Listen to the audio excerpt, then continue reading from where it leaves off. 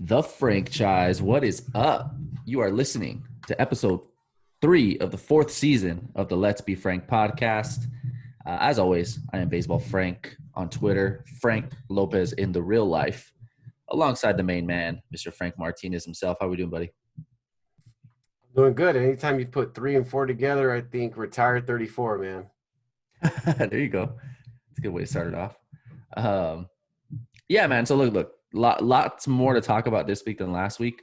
We got mailbag questions, got the whole Bauer stuff going on, and it's all going to intertwine. So we're going to sprinkle in these mailbag questions as we go throughout the episode. But I mean, uh, look, we're coming off a World Series title, and then we add the defending Cy Young Award winner, National League Cy Young Award winner. Uh, just how do you feel about it, Frank? I mean, to put it simply. I mean, the only other time in history that it's ever happened is 1999 when the Yankees added Roger Clemens, Okay. and they went on to win the World Series. So, and repeat as champions. And that's exactly what the Dodgers are trying to do. Ooh, precedent. I love it. So I feel great. And look, I certainly don't care. I've seen some takes about how, even from Dodger fans, quote unquote, who have Uh-huh. said that they need to win a legitimate one or what. No, I'm way past that. I mean, last season was as legitimate as any other for me. Equal playing field all the way around. So where there's absolutely no issue there. So there's Right. nothing that delegitimizes. Is that a word? I don't know what I'm trying to say. There's nothing that revokes the legitimacy. Delegitimizes. Yes, thank you. Last season's World Championship, but I just want to repeat because I want to repeat. Who was the last team to do it? Was it the Yankees? Probably. Yeah, I like Uh, winning, man. yeah, Yeah, and it was the I've Yankees. gone through Laker repeats, three-peats. I want to see the Dodgers do it, and they certainly have the team that could do it. So, and this just makes it all the more possible, and uh, you know, provides just another advantage. So I'm Yeah, excited. 100%. And I guess there was a mailbag question about Bauer, right? If you want to, Yes, absolutely. might as well So get into I mean, let's that. jump into. There's quite a few about Bauer, but we'll just start off with our Mount Rushmore member here, Dan Kalbacher on Twitter. So Daniel asks hmm about Bauer.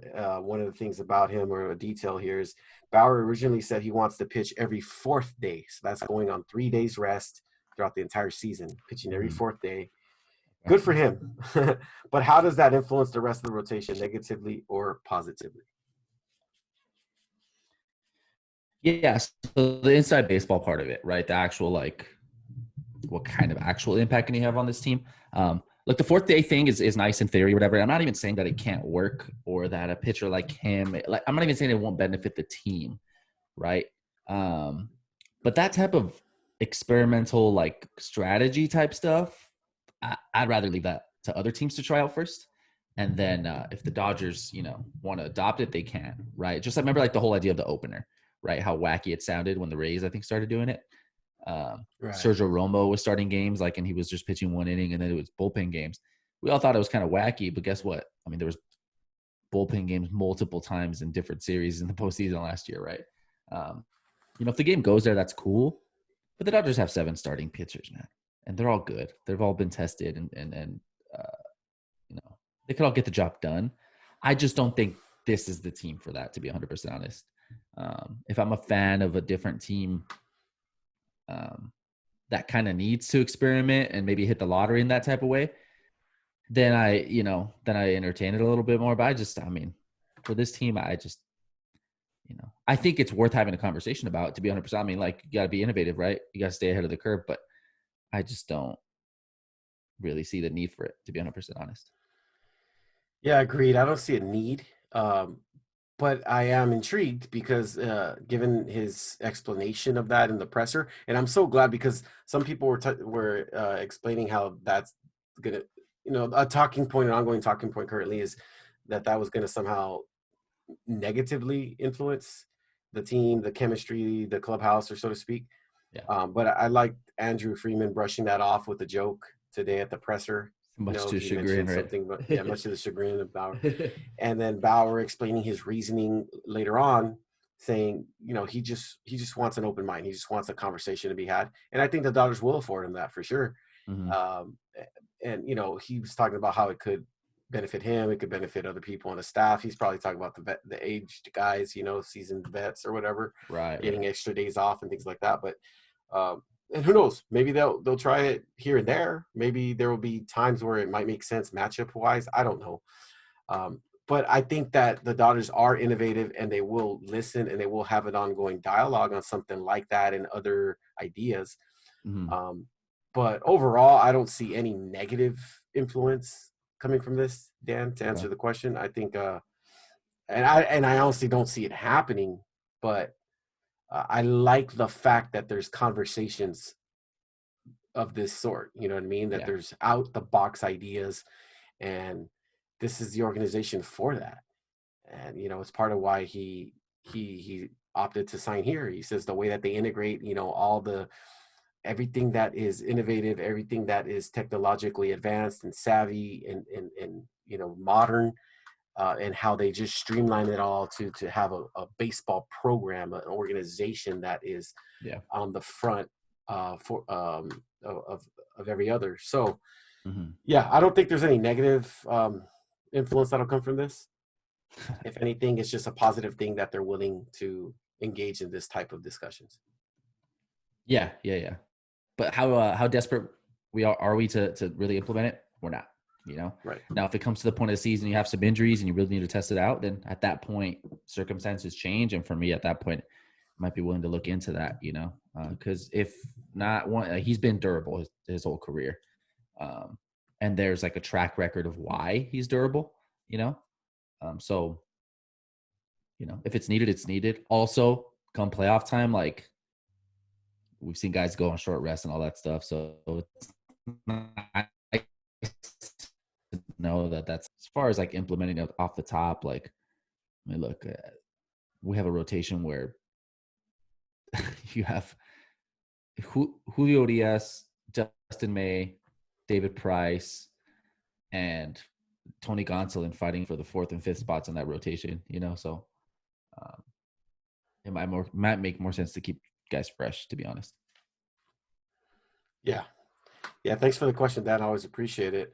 I'm gonna go ahead and throw in the next one. Speaking of the rotation depth that you just mentioned or Uh-huh. alluded to, Michael Whitman, our buddy at Whitman7 on Twitter, asks us, given the Dodgers rotation depth, would you trade one of May/Gonsolin to acquire a third baseman with control, such as Chapman or Suarez? No. Okay. No, here's the thing. Gonsolin, yes, May, no. Um, just because May is so filthy, dude. Like he's so nasty and so undeniably like just gifted that that it wouldn't sit well with me to let go of that. Not to say Tony Gonsolin is not going to be good going forward or whatever, but I mean for me, I think at this point in time, if we have any type of untouchable guys, I think Dustin May's that, right? Um, so I know he has to work on things to just work on getting more strikeouts or whatever, but I think he'll get there. I mean, his stuff is so nasty, and that's not the type of thing you want to give to someone else and see it flourish. You know what I mean? Like that's not. Right. I just wouldn't see that, especially And since the the Dodgers Dodgers are the do. best. They're the best at developing guys. Yeah, yeah, yeah. Generally speaking, so Right. um, so I wouldn't be okay with that. Tony Gonsolin might make a little bit more sense for something like that, but you know, I don't know if that wouldn't just be enough for a guy like Matt Chapman. Like you'd have to give up more. So a lot would have to go into that. So I'd explore that, like a Tony Gonsolin package for something, um, like a Matt Chapman or maybe even Suarez. Um, but also like this team's gonna win games, and you could always just wait to the deadline. If Turner does get re-signed for whatever reason that is. Um, so I'd say Tony Gonsolin. I'd look more into it. Dustin may not so much. Yeah, I agree. And my reasoning is similar. I mean, the upside of Dustin May is second to none at this point as far as on the pitching side. Yeah. Gonsolin also has still some upside and potential. Uh, Mhm.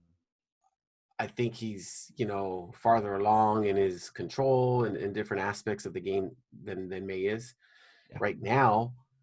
So probably more ready to help somebody right now. Um, and I honestly don't know what what he's going to look like down the road. Is he a two? What is his upside? What is his potential?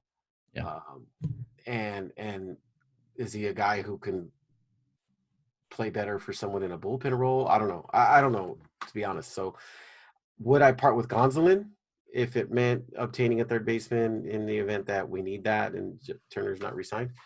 Yes, absolutely.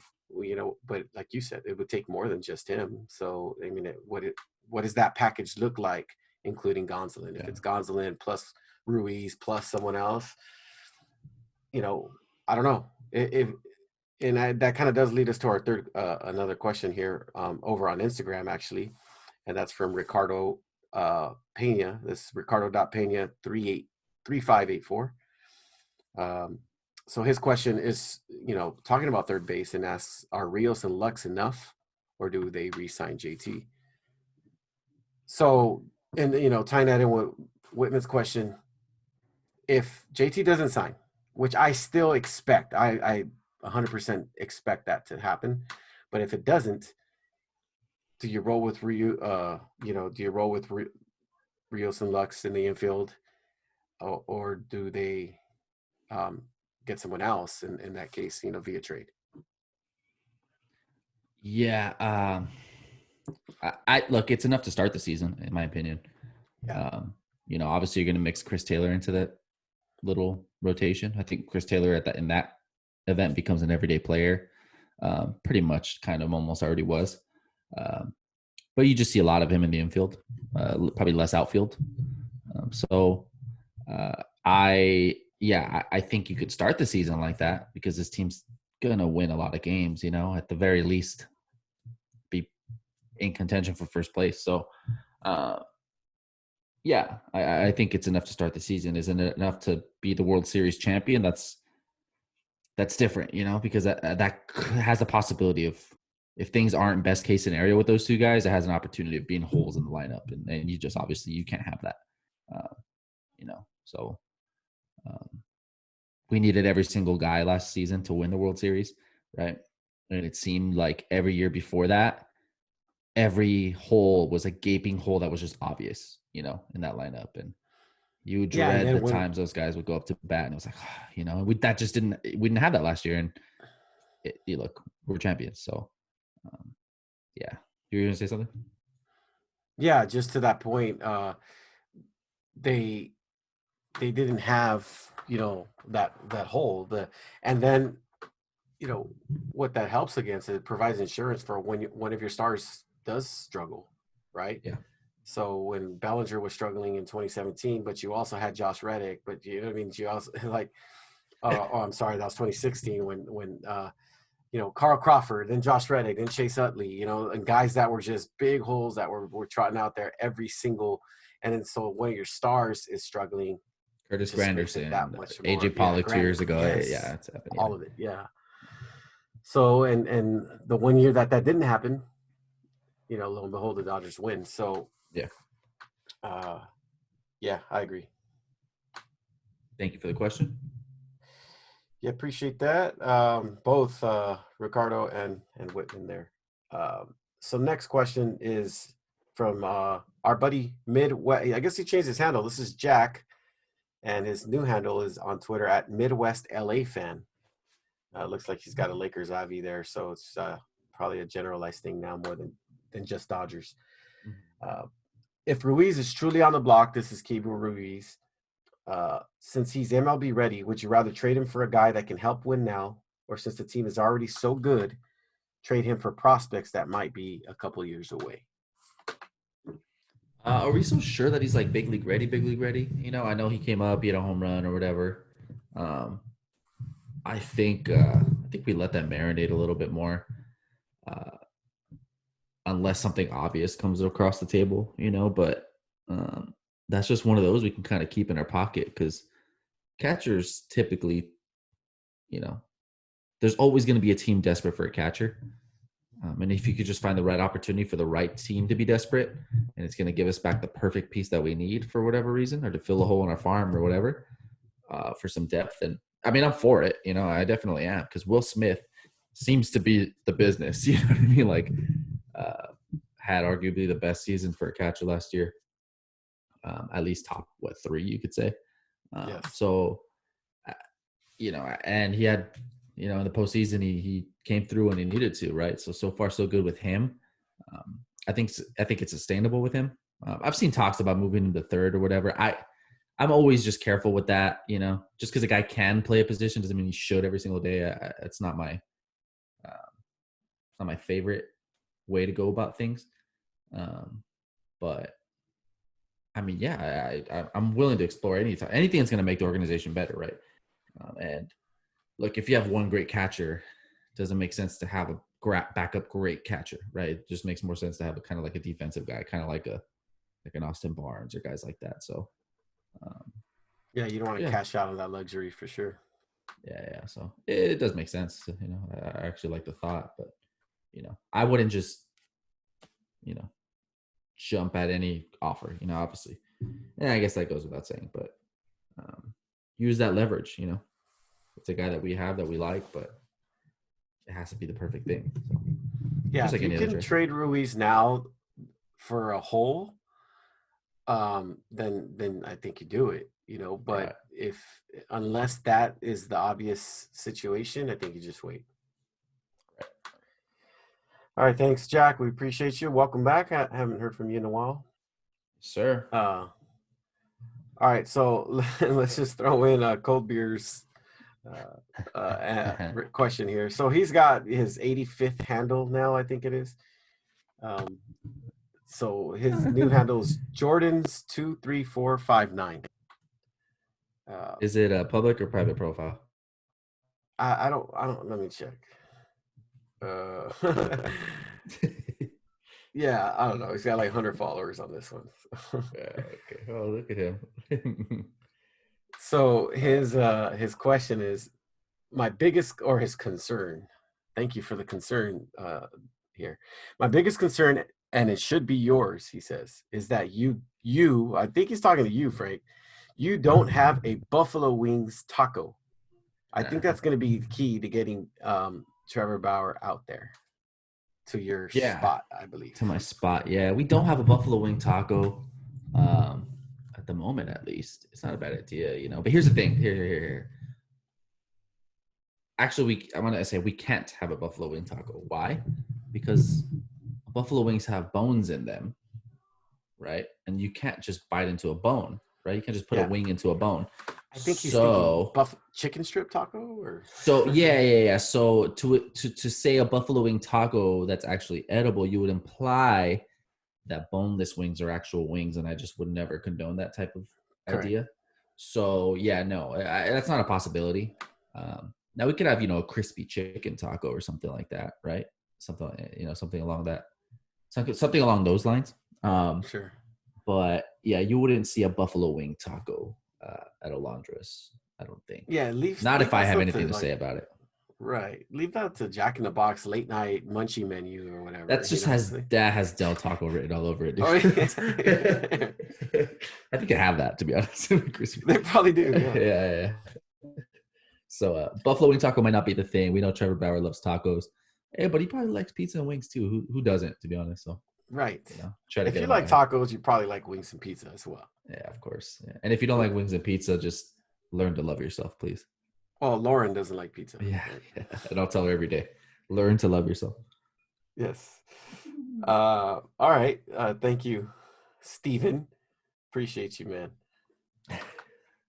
All right, so let's get into this. We're gonna hit Workman's question, and then real quickly after that, we'll go to our Mount Rushmore member, Deal Steve. So Yes, Workman sir. asked this. He says, "Do you think all baseball players should make their voter registration public? That way, I know who I can and cannot cheer for." And then Steven Riverside asks, what's the overall feeling about the Bauer signing and how his presence will affect the dynamic of the clubhouse? All right, so those two questions go hand in hand, and now we're going to get to the part where probably everybody wants us to talk about. So, look, to Workman's question, right? The voter registration thing. Obviously, that speaks to a larger thing where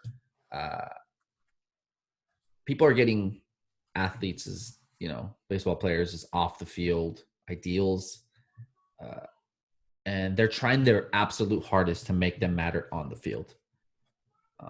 And I tweeted something like a week ago or 2 weeks ago, and I said that I think it was right after Bauer signed, and this goes with any sport and actually a lot of other things too, but I'm going to say it in the context of baseball because that's what I know about. If the actual sport and the play of baseball isn't what makes you a baseball fan, you're going to struggle being a fan. Let me just say that because well said. I mean, look, let me go back to my playing days, right? Obviously, I'm not this ex-professional baseball player. I played a little bit of college ball, right? And when I look back, what are the best times? Yeah, they're the guy with my teammates that I consider brothers to this day, guys that I'll to this day I'll fight for and I'll still play with, and it's a brotherhood that I share with those people, right? And those are good when it comes to those things are great when it comes to having people behind you and a support system and just that family and just great memories to fall back on. I mean, that's great, right? But if we're talking about actual tangible experiences that baseball gave me that helped me be a better adult in life, I can't apply those great experiences as well as I can apply to the times I've actually had to have teammates that I didn't gel with, right? Teammates that I didn't agree with, teammates that didn't behave the way I wanted them to behave with, but somehow we made it work in the end, right? That speaks so much more to what kind of adult you're going to be, and I mean, look, these are adults, right? But I won different. I mean, obviously it's a smaller scale, but like I won league championships and district and section championships and stuff like that with some guys that I'm like, man, that's just not a person that I would involve myself with if we didn't share this in common, But guess what? In the real world, the professional world, right? In my industry and every other industry, you get grouped up with people that you're not going to agree with, right? People that guess what?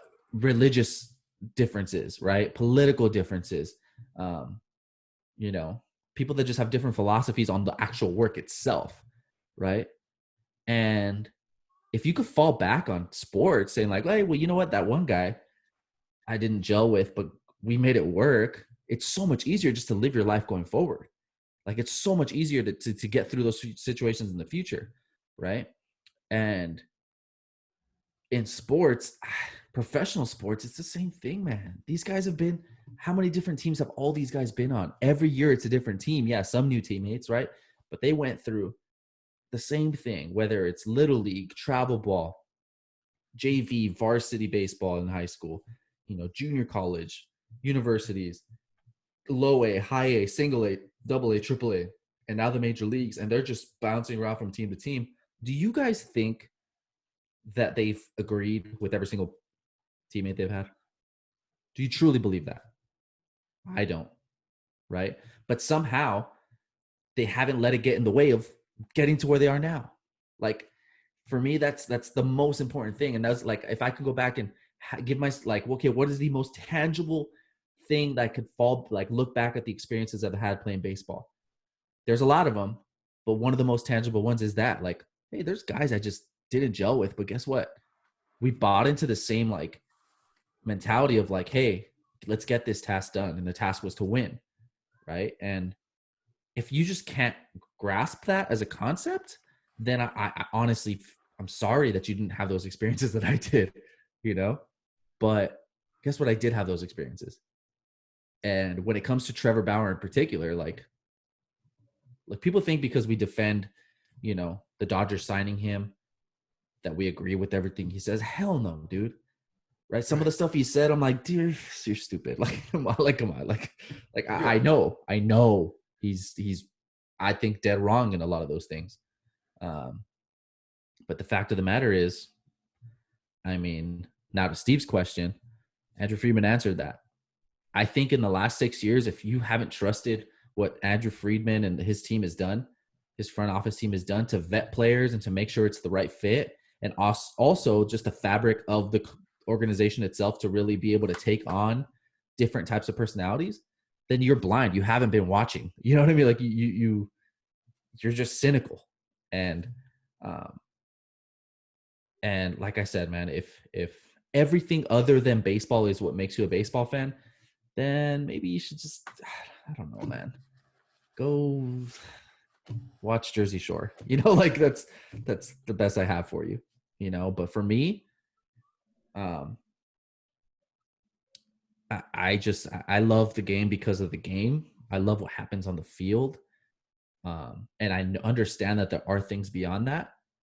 But when you can say like, hey, does all that stuff still equal on-field success outside of criminal behavior, right? I do believe there are people that don't deserve the right to play baseball, right? At a professional level. I do believe that. People that are criminals, right? They deserve to be in jail. Guess what?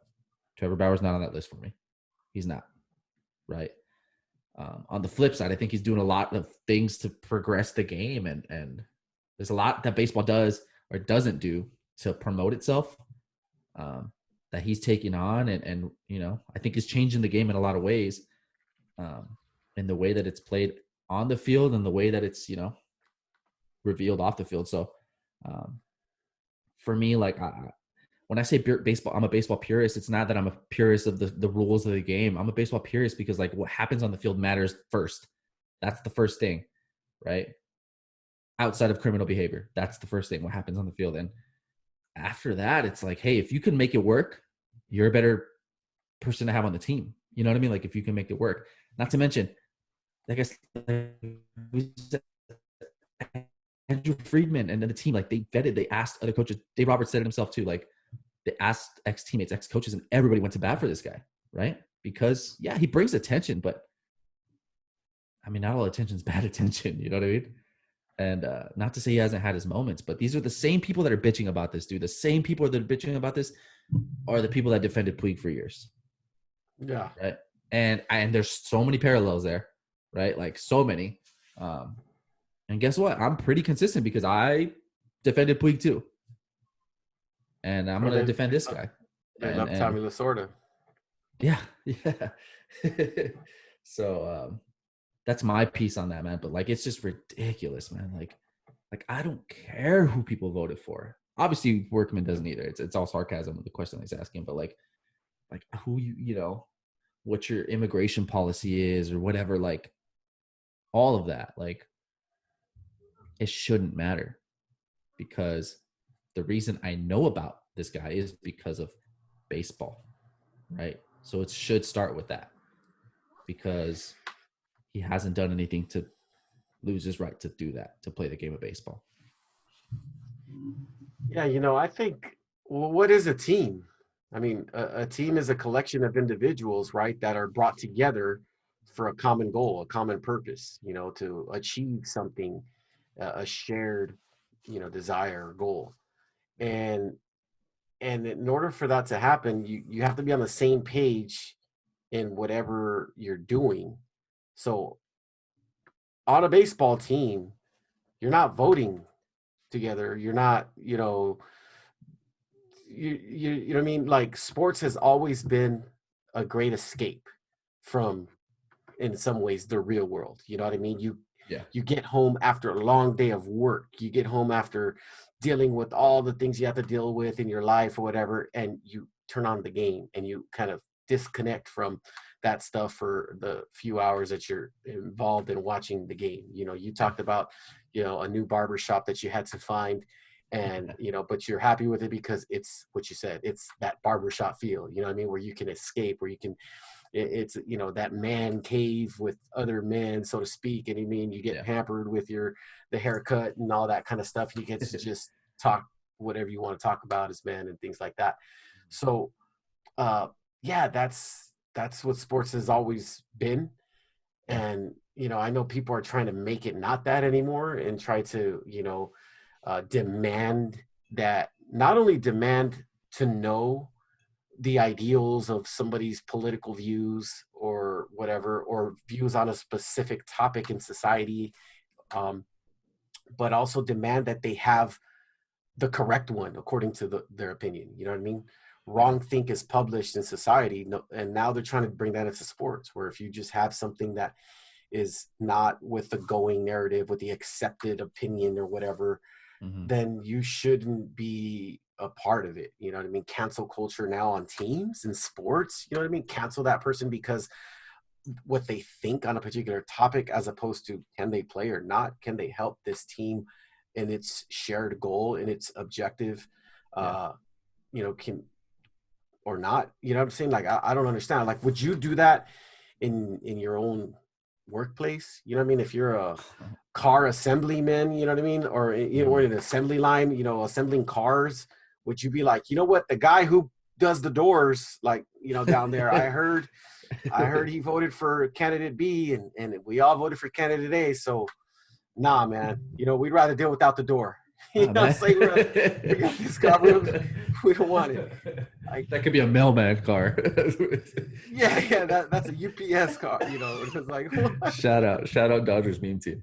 I Oh man. mean, I don't understand that. Like, and so no, man, like, no, we don't need to know the people's, I know it's all sarcasm from Workman, but there are people that seem to want that. I mean, they're going through the guy's likes. Like, did you see that today? They'd be like, Oh, I did, what yeah. did he like? What post has he liked? And then they're saying because he liked a post that somebody said, these questions were, Mhm.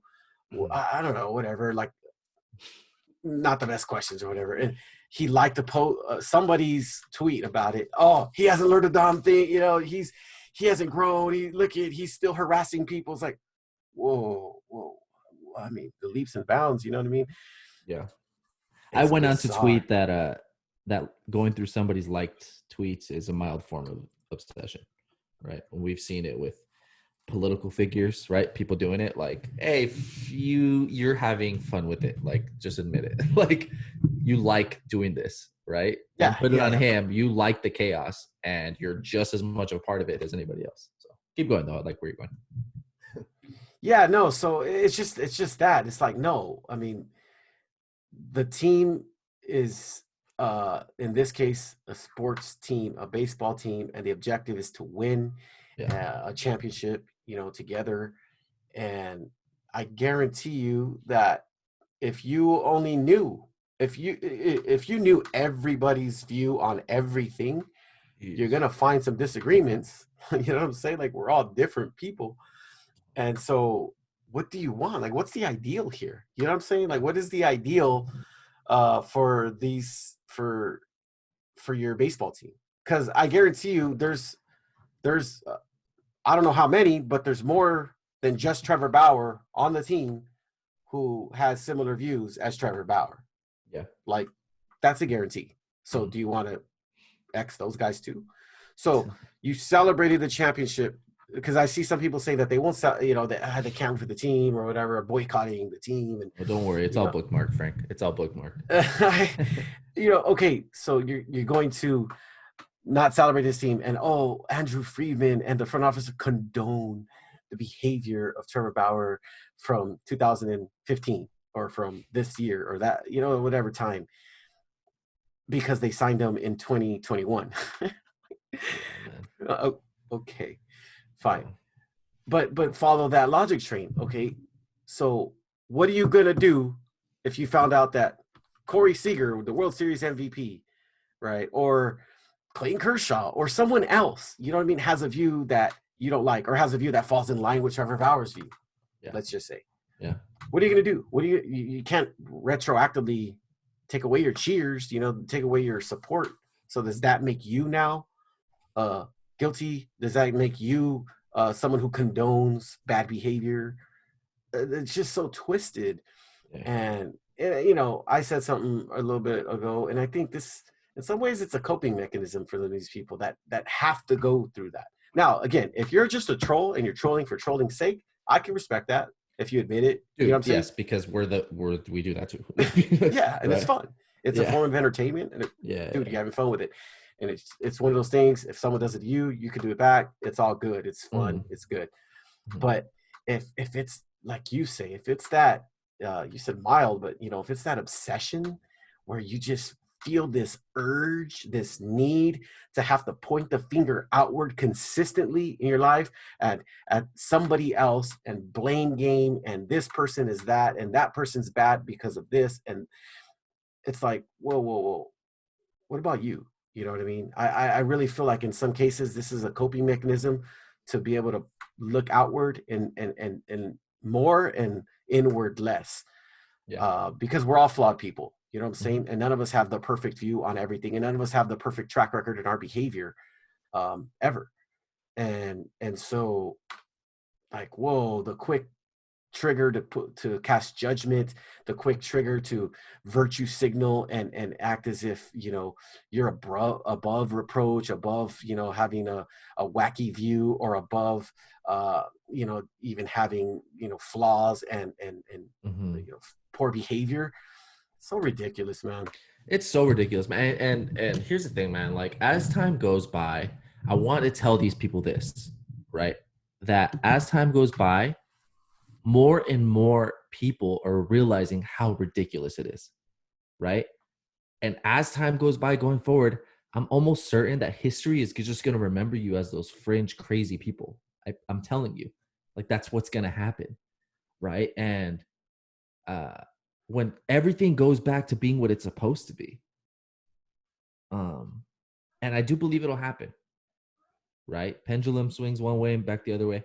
Yeah. Everything goes back. We're gonna remember, like, hey, remember those crazy ass people that cared that Trevor Bauer wanted a border wall? Like, we're gonna think about it that way, And I just tell those people, like, come on, man, like do yourself a favor. You're driving yourself crazy, And Jesse, our friend Jesse, more Dodger Blues, he tweeted out like it pretty much epitomized everything. Like, I didn't even like Trevor Bauer that much, right? But you guys are making me go to war for this guy now. Like, Yeah. come on, man. Like, and that's really the case. Like, Yeah, you put dude, us in the we'll get foxhole into the again with financials of them. the deal and everything. Yeah, like exactly. Like we we're gonna get into the financials of the deal, whether it's worth it, whether it's not, whatever. But um, this is a guy that was like, yeah, there's some risk involved, and if the deal makes sense, let's do it. Literally, that's what we said last week. Listen to episode 4.2. Like, that's exactly what we said.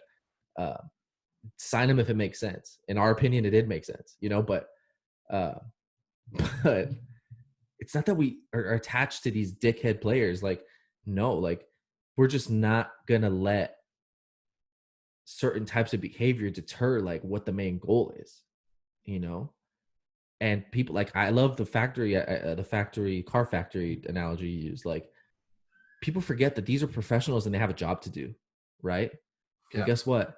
If Trevor Bauer comes out and shoves every single game, every 5 days, whatever it is, right? If he comes out and shoves, that's gonna make Cody Bellinger's job better, right? That's gonna make Mookie Betts his legacy better. So these guys are like, no, that for the sake of the job, right? Let's get this going, right? If I get 5 at bats a game, why? Because this guy's shoving and the flow of the game, and we have leads, and we get to be more, aggressive on offense. This, and that. Like, it's better for them, right? They have a job to do, and people just don't respect that. They don't respect that they have a job to do. Do you go to Olive Garden and ask your waiter, waitress, like, what their political stances are, right? Like, hey, Sally, can you give me your Twitter handle, just so I know whether or not I want you to serve my table today? Yeah, what kind of No, tweets have you liked in the past? exactly, exactly, right. You're gonna no. There's a job to do, and if they do that job, you're gonna tip them accordingly or whatever, right? So transfer that here, right? And I understand there's an entertainment aspect to this, but I'm gonna go back to it. Like, if it doesn't start with the actual sport of baseball for you, there's so many other ways you can entertain yourself that are probably drive you less crazy. I promise you, and that are meant for that, right? That are meant to look into these people and you know but there's there's a sport to be played here. There's a game to be played. There's baseball games to be won, and I commend Andrew Friedman for doing the thing that's going to be the best for this team. I really do, and I'm grateful that it's my team that did it, and that it made sense. So Yeah, man, I think it ties in with Kershaw's interview in the LA Times article today or yesterday, whenever it came out. That snippet of Kershaw saying, "Man, it's so great to be part of an organization that wants to win and is trying to win, because there's a lot of everything, teams man. that are not. There's a lot of teams that are literally not trying to win. Oh my That's not the gosh, objective. And for a player of his magnitude to actually go on the record with something like that, that's amazing. But yeah, yeah, it goes to that. Like, the Dodgers want to win, and there's still a section of Dodger fans that I've seen say that that's not what they want. They thought it's a business first. They don't want to win. oh, When they missed out on Giancarlo Stanton or they missed out on Bryce Harper, it's like, see, they don't want. Like, no, then what they do? They turn around and sign Mookie Betts to the longest deal in baseball history. You know what I'm saying? Um, and then the offseason right after that, they go out and get the highest price free agent to a very creative, lucrative deal. yeah. So, let's get into that deal. I mean, Ah, the X's and O's about it. it's a To three finish off, year. Yeah. Well, go ahead. Go ahead. I'll just say, to finish off Steve's question, how do I think it's going to affect the clubhouse or the chemistry? I think it's going to affect it great, because he's a competitor with the best of them. And I think he's getting along great with all the stars. He's going to get along great with Mookie, with Corey Seager, with Clayton Kershaw, with Walker Buehler. And if, hopefully Turner, if he's back, with him as well, and all the clubhouse leaders, you know what I'm saying? So, yeah, I don't see any issues on that front. But yeah, so Justin Turner became Justin Turner because his ex-teammate Marlon Byrd made him change the way he thought about hitting. Ex-teammate, right? Do you think a guy that's like trying to really crack this rotation, a guy that really wants to make a name for himself, have a good career, a guy like Tony Gonsolin, do you think he can't benefit from a guy like Trevor Bauer that has all these different ideas of how to do things, right? Give these guys options. Like, hey, this is what I do. This is what you do. Do what you're going to do. Everybody's going to do what they do, right? But if you could introduce new ideas and new ways to do things, like these guys are going to, these guys are going to possibly get better because of him. And I know that's a concept a lot of people can't start to understand, but I'm telling you, like, the on the field stuff is like incredible. Like, just because he is ahead of it, like, obviously they'll drive line stuff or whatever, but like he's as good as he is because of his training, like the way he trains, you know what I mean? And it's innovative the way they do things there. So, um, if you could add a couple mile an hour to somebody else's fastball, like, so be it, I mean, it's a huge possibility. So no, he'll have a great impact, I think. yep. And so, 3-year deal, a little north of $100 million, which really is a 2-year deal, $85 million if you think about it. 40 the first year, 45 the second year, with opt-outs after each. Yeah. So from Trevor Bauer's perspective, it's 3 1-year deals. And from the Dodgers' perspective, it could be 1, it could be 2, could be 3, whatever. It's extremely front loaded. So he's making, I think, yeah, you said 45, and then 40, and then the rest, which would be like what, 45, 40, 17 or whatever. So I think, I think if I had to guess, I think we see 2 years of that deal happen. But look, I mean, I've watched, like, I was just watching the New York, the Yes Network, the Michael K show. He's a radio broadcaster Yeah. for the Yeah, I Yankees. got I you. was watching his reaction to the deal, and they were talking about, because they have the New York market, so they're talking about how the Mets were so close to signing him and to a very similar deal, and how they were talking about how it didn't make sense and this and that. And I've seen a lot of those sentiments from other fan bases on Twitter. And let me tell you something: is $45 million a lot of money? Is $40 million in 1 year a lot of money? Absolutely, it's a lot of money, right? But for the Dodgers, this is the dream contract you give someone, right? It's a lot of money. Is it too much money? It's only too much money if money's an issue, But if you have the money in the bank, this is exactly what you want, right? The Dodgers went over the luxury tax knowing like, hey, the only long-term deal we really have on the books is Mookie Betts, like it's going to reset in the next couple of years. And for me, if you're the Dodgers, if you have the money in the bank, all you're really not willing to compromise is long-term flexibility. And this offers you that, right? You get to get the defending National League Cy Young winner. You get to put that guy on your already World Series championship team. And you don't have to compromise the future of your organization, right? We talked about it last week. Is there room for 10-year deals, 12-year, 13-year deals? Yes. But for the very tip top of the pyramid of baseball players, that's what you give them, right? You don't give those to Robinson Cano. It's not going to work out, right? Do you give it to Mookie Betts? You absolutely give it to Mookie Betts. Mike Trout. Do you give it to Mike Trout? Absolutely give it to Mike Trout. I don't think you give it to Bryce Harper. And guess what? The Dodgers didn't offer Bryce Harper that. They offer him very similar deal to what they just gave Bryce Harper.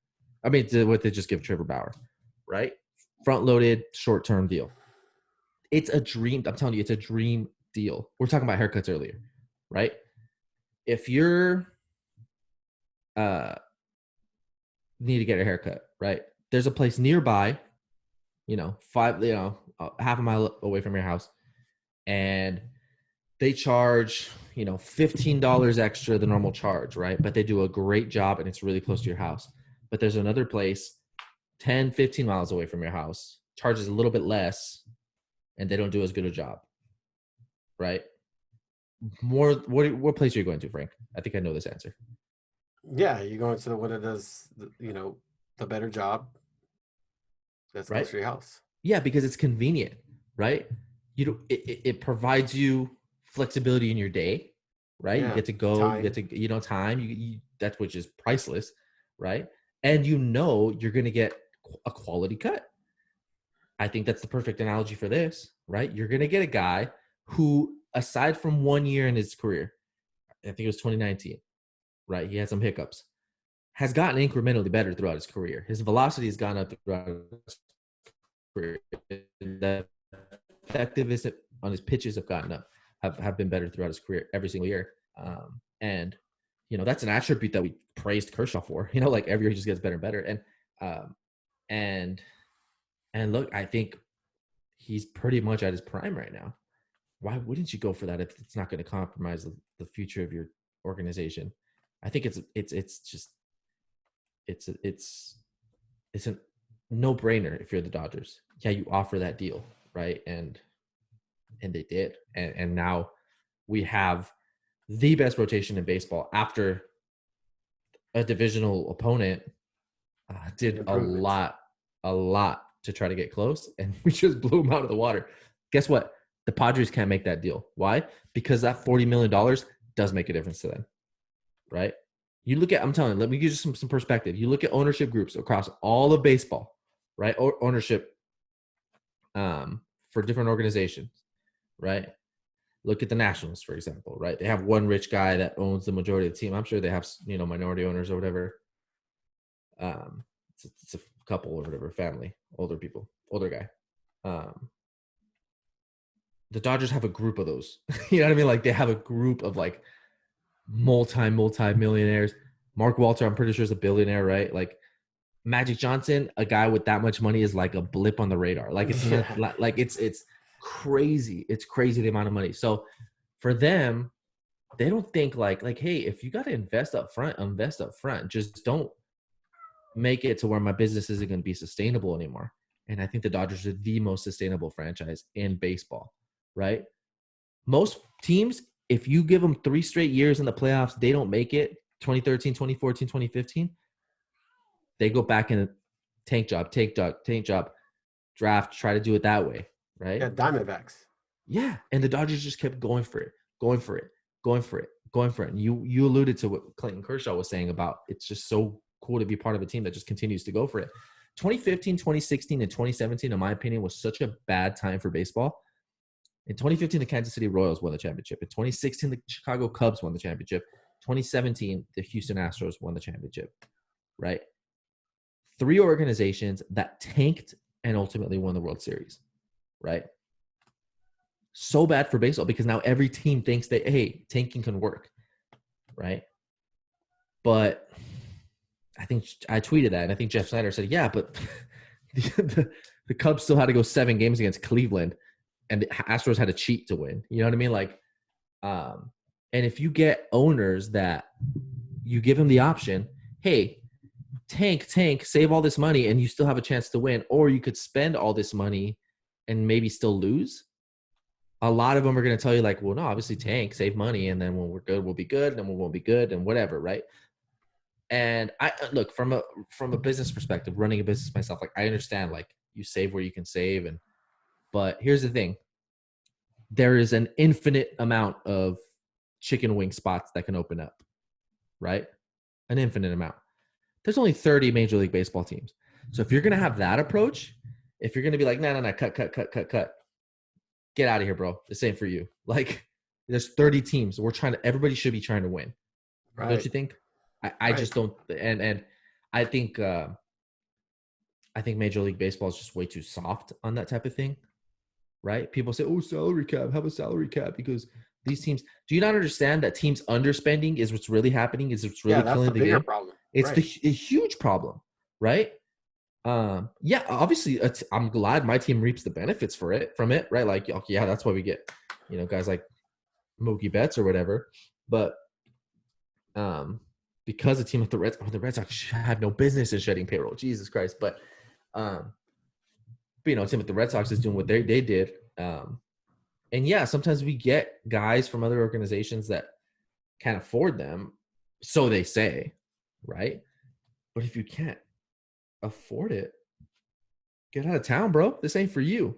Yeah. Right? There's only 30 franchises in the entire country, 29 in the country if you really think about it. But you know what I mean? That have access to being in this league, that can be in this league. And if we're just like, oh, just have this owner, this cheap ass owner that really is just going to spend as little as he possibly can, and like, nah, man, that's terrible for this game, man. Terrible for this game. Put a salary floor, right? I'm 100% for it. The Pirates' payroll is going to be $42 million this year. The Dodgers are paying Trevor Bauer $40 million, right?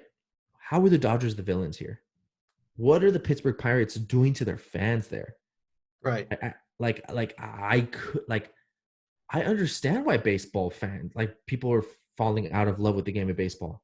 If that was my team, like, would you continue to put yourself through that? Like, really, would you? Beautiful stadium in the city of Pittsburgh. Beautiful. Arguably the best, right? Top 3 at least, from what I've heard. And you're going to put that garbage product on the field? Like, no. And guess what? Pittsburgh's owners aren't broke, by the way. They're not. They have money. Yeah, well, no team, no ownership group is broke. Mm-hmm. You know what I mean? Or they all have the money to spend if they want to. They choose not to. For whatever their reasons are, that's a choice they make. And that choice is really what is hurting the game more than a team deciding to use their resources, money, to put a better product on the field.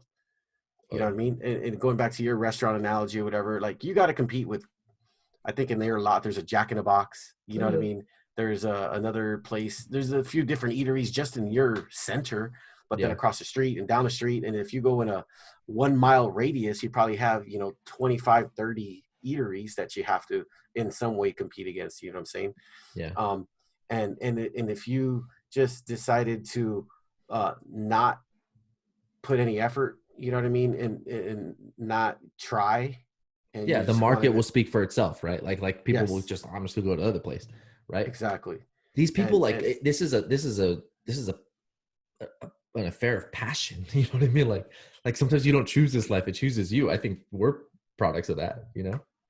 And there's only 30 of them, right? And how are we okay with these owners like not spending what they're supposed to spend? Like it's I've dabbled in looking into different businesses to try to invest in and blah blah blah, and there's a process to make sure you're the right person to buy a business. There is a process, right? And a lot of it comes down to, and from sellers' perspectives, like, okay, well, obviously the buying price is always number one. But if they feel like, a lot of times, like if they feel like you're going to drive it into the ground, why would they sell it to you? They have ex-employees that they care about and stuff. So, I mean, I just think Major League Baseball needs to care a little bit more about, you know, these franchises cheaping out. Like it's such a cop out, right? But you know what's refreshing, man, is 2018 the Red Sox, even though they're in a different situation now, the 2018 Red Sox, they went for it and they won. In 2019, the Nationals, every year they were going for it, man. Like they really were. Like, yeah, they didn't retain Bryce Harper. Ended up being the right move, but they added guys like Patrick Corbin and Adam Eaton. All it's like they kept getting guys that could help them. Eventually, they got rewarded for it. Howie Kendrick, and of course the Dodgers last year. And that's so good for the game. Like when teams just keep going for it. We clown on the Brewers because they're always like that fringe team, but like every year they kind of add a guy. They add a guy, or if they lose a guy, they try to replace him. Like they try their best. Those are kind of the teams you want to see win. Like obviously, no team should win except the Dodgers, but you know what I mean, right? So and some the Padres. Yeah, respect. I mean, Respect. They went out and added Darvish. They went out and grabbed Snell. They signed Hosmer a few seasons ago. Machado, like, dude, to go for it twice like that in the same in within a decade, right? Like within 6-7 years, they did, and they did it. Was it 2014 to 2015? That's when they got Kemp and Shields and all those guys, right? And here they go again, and I mean, yeah, look, I'll tip my hat to the Padres, right? I mean, they're still going to get their ass kicked, but their fans are soft or whatever, but yeah, I mean, but yeah, except for Friarfield. Yeah, Friarfield, friend of the show, of course. But you got to tip your hat to organizations like that, and there's teams that could be that. There's organizations that could be that, but they just don't care about their fans, man. They really don't. So it's a shame, but I'm glad were that at some point, to be honest, right? When we have Frank McCourt and all that stuff, we've been through that, but this market won't tolerate that. Unfortunately, other markets, their strength is not in numbers, right? So it's pretty sad, man. It really is, because these owners can afford it. And in this case, the Dodgers, from a year-to-year basis, like, yeah, it's $40 million. Okay, whatever. We're going to spend it anyway somehow or another. Like, yeah, pay him the $40 million. As long as I don't have to pay him now for 4 years from now. Like, you know what I mean? Like, make a decision now whether or not I'm going to pay this guy in 5 years. You save those contracts for the Mookie Betts, for the Clayton Kershaws, for the Mike Trouts. Like, those are the guys that you save those contracts for.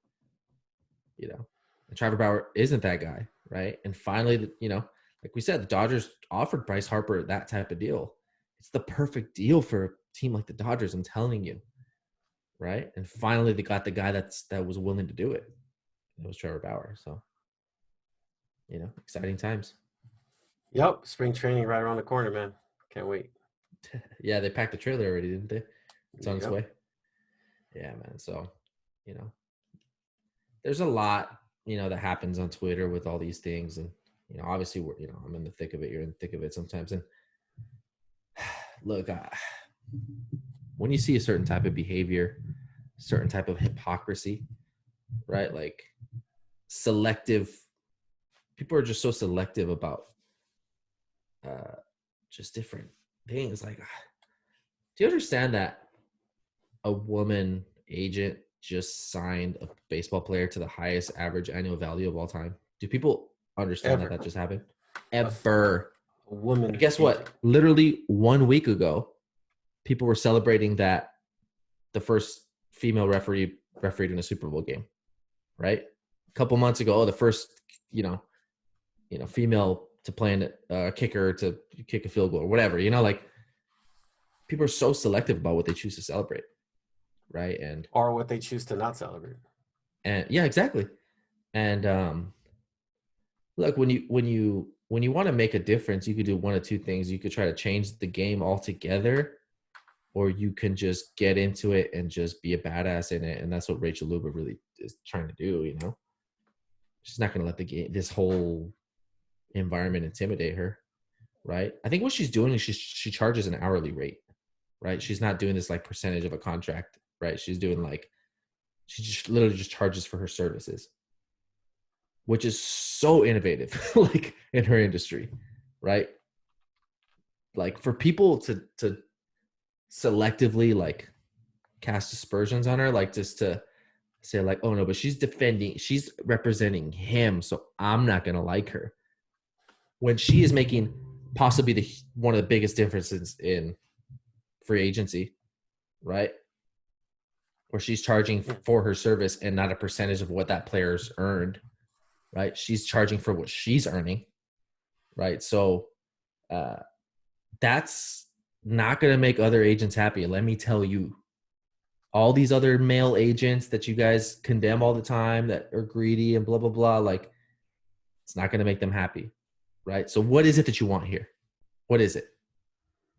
Don't be selective just because someone has fun on Twitter, you know, like don't be selective because, you know, someone has a certain political belief or whatever. Like, nah, no. It speaks so much more that she would take on a Bauer, a Puig, and represent them because there's a job to be done. And she did it for him, you know, so to me, all the respect to Rachel Luba and her team, you know, so. Yeah, the people that are down on her, I wonder if she could represent you tomorrow in your field, in your industry, at your job, at your workplace, and she can get you double, triple your salary with a better, you know, setup. Yeah, Would you and you turn don't her have to down? pay her as much to do it. Like, Yeah, would you come turn on. her down because, well, no, you know what? I have principles. And sorry, no, of course you wouldn't. I know.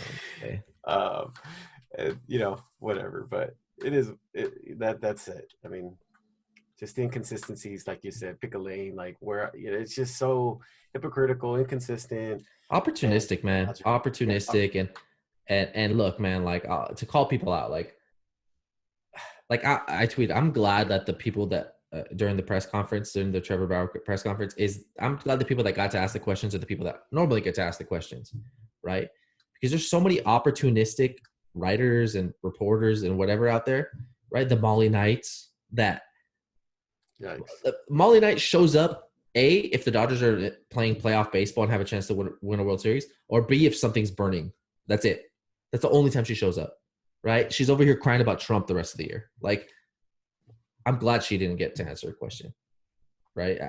It's just, man, like people saying like, oh, when Andrew Friedman was trying to explain, you know, how they vetted him or whatever, that they did vet him and talk to old teammates. Did you ask a woman? His agent is a woman. Did you talk to a woman? Do you think Andrew Friedman negotiated a contract for Trevor Bauer without talking to his agent?